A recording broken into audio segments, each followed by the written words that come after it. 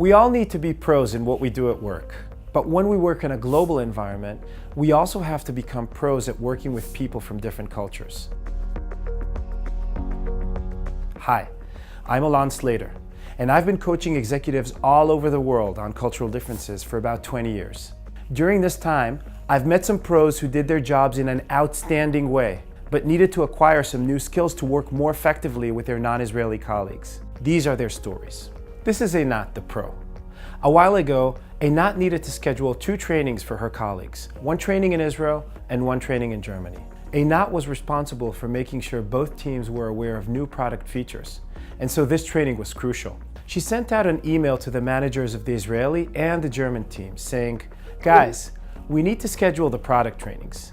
When should we begin and when should we end each day?" Her Israeli colleague's response came quickly. The training should be as long as it takes.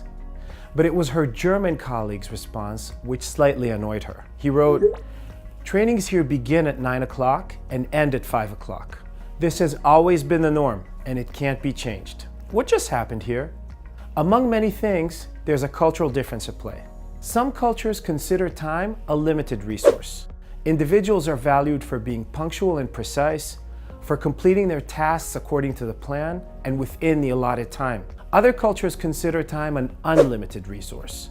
Individuals are valued for focusing on what seems most important at any given moment, even if it was not part of the plan or schedule. Other less important things can wait. We Israelis, we tend to be on the left end of the scale. Not as left as Spain, South American cultures, or India. And you can probably guess where everything is punctual. Germany and Switzerland. Meetings start and end on time, and agendas are expected to be precise. This is why Einat's Israeli colleague was flexible with the training time, whereas her German colleague seemed rigid to her. In the end, Einat did a smart thing. She created 2 versions of her training's agenda. One which was more flexible for her Israeli colleague, and one which was more detailed for her German colleague.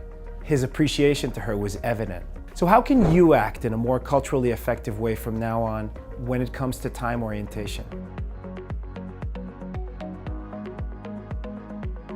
With those very punctual cultures, you should try hard to be on time for virtual and face-to-face meetings, and remember to end them on time. Agendas may be appreciated by your colleagues.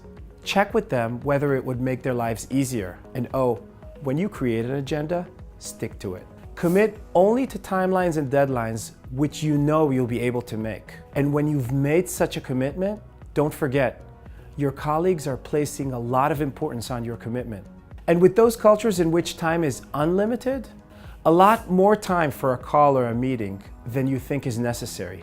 And keep a buffer in your schedule in case of delays. Anticipate the meetings might be postponed in short notice or begin much later than originally scheduled. Have a backup plan for your time. Check ahead a couple of times to see whether a meeting is indeed taking place. Use compelling events to your advantage. If there is an event which your colleagues are looking for and have an interest in meeting the deadline for, this is where most work will take place. So use it. And remember, whenever you're frustrated with the way these guys handle their time, this is exactly how our colleagues from Germany and the US feel about us. Becoming a pro in cultural differences will not only help you achieve your objectives at work, it is a major asset for your professional career.